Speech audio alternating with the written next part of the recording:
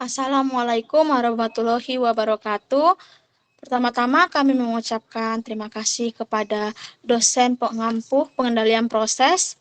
Di sini kami akan mempresentasikan tugas besar pengendalian proses yang kami buat dengan judul asam benzoat dari toluen dan klorin dengan proses benzotriklorid, kapasitas produksi 50.000 ton per tahun.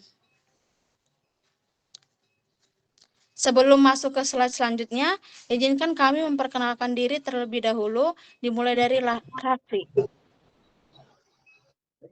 Baik, sebelumnya izinkan saya untuk mengenalkan diri.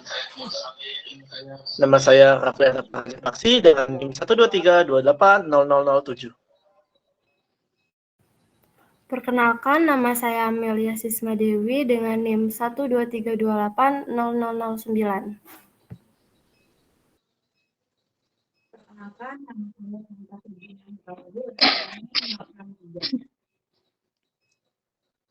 Perkenalkan, nama saya Rahima Zahra dengan NIM 123280087.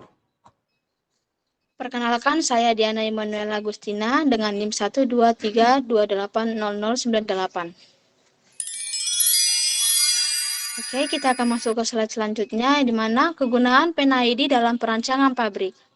Piping and Instrumentasi Diagram atau PNID adalah diagram yang menunjukkan lebih detail sampai perangkat instrumen sensor indikator yang digunakan di alur proses pada suatu plant dibandingkan dengan proses flow diagram atau PFD. Piping and Instrumentasi Diagram menyediakan lebih banyak informasi tentang peralatan instrumen, lebih banyak instrumen, sensor, indikator, control valve, dan lain-lain yang digunakan di suatu proses plan yang dapat dimuat dengan hanya dalam satu halaman. Oke, untuk slide selanjutnya masuk ke dalam latar belakang. Asam benzoat dengan rumus kimia C6H5COOH merupakan turunan benzena yang banyak digunakan sebagai pengawet makanan serta sebagai bahan baku dalam industri farmasi dan kimia. Sifat antimikroba yang dimilikinya menjadi asam benzoat berperan penting dalam memperpanjang umur simpan berbagai produk pangan. Di Indonesia, kebutuhan asam benzoat tergolong cukup tinggi, namun kapasitas produksi dalam negeri masih terbatas, sehingga pemenuhan kebutuhan tersebut masih sangat bergantung pada impor. Kondisi ini menunjukkan adanya kesenjangan antara permintaan dan ketersediaan produk asam benzoat di dalam negeri.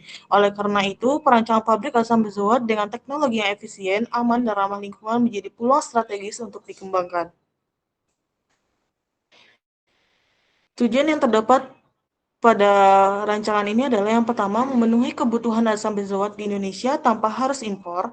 Yang kedua, menjelaskan tahapan proses produksi asam benzoat mulai dari persiapan bahan baku, pembentukan produk, pemurnian, hingga penyimpanan. Yang ketiga, mendukung analisis keselamatan proses dan memastikan operasi pabrik berjalan aman dan terkendali. Berikut merupakan uraian proses pembuatan asam benzoat secara industri dilakukan melalui 3 proses utama, yaitu hidrolisis benzotrichlorida. Proses ini diawali dengan klorinasi toluena membentuk benzotrichlorida yang selanjutnya dihidrolisis dengan air pada suhu sekitar 115 derajat Celcius yang menghasilkan asam benzoat dan HCl dengan konversi tinggi.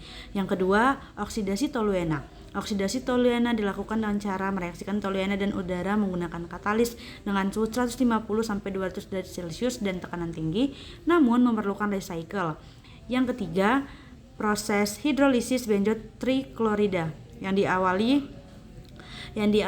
dengan menguapkan uap air dan katalis pada suhu 150-200 derajat Celcius untuk menghasilkan asam benzoat dan CO2 dengan rendemen 80-85%.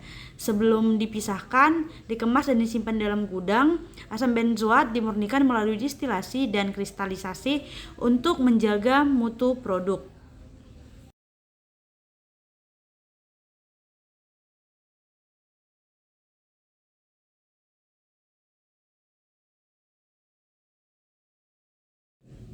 Berikut merupakan Piping and Instrument Diagram atau PNID. Berikut merupakan keterangan-keterangan yang ada dalam PNID sebelumnya.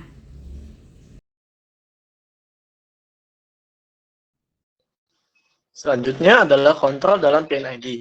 Yang pertama ada cascade control.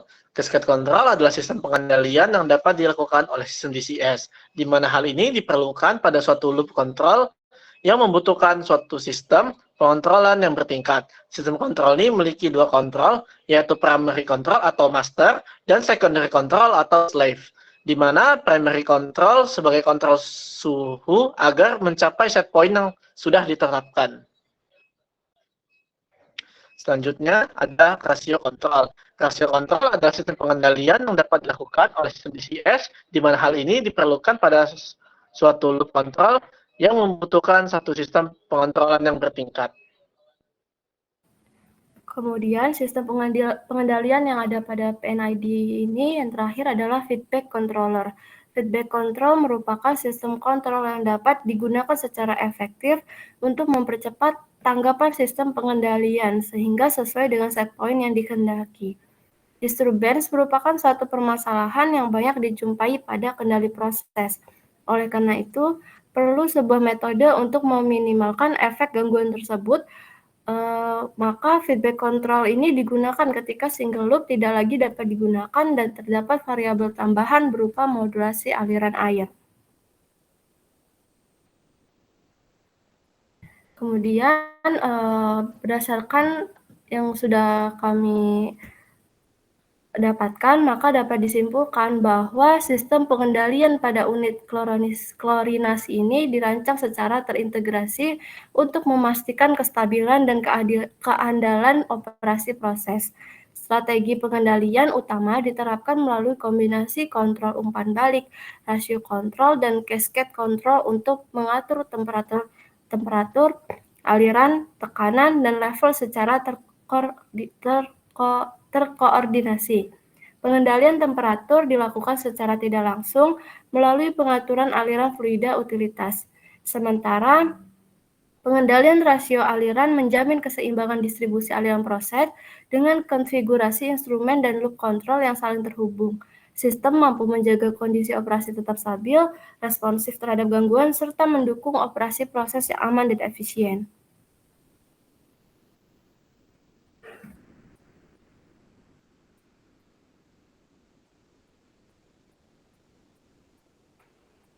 Next. Berikut merupakan referensi-referensi yang kami gunakan dalam pembuatan laporan. Oke, cukup sekian presentasi kami. Bila ada salah kata dan tingkah laku yang kurang sopan, kami dari kelompok 6 mohon maaf. Cukup sekian dan terima kasih. Sebelum mengakhiri meet kita pada hari ini, kami persilakan Santa untuk menyampaikan pantunnya. Bunga mawar itu harum baunya, mekar indah di taman sisi. Cakep. Semua materi telah dipaparkan. Sampai di sini akhir presentasi. Kami mengucapkan terima kasih. Thank you, bye. Thanks for watching. Please subscribe.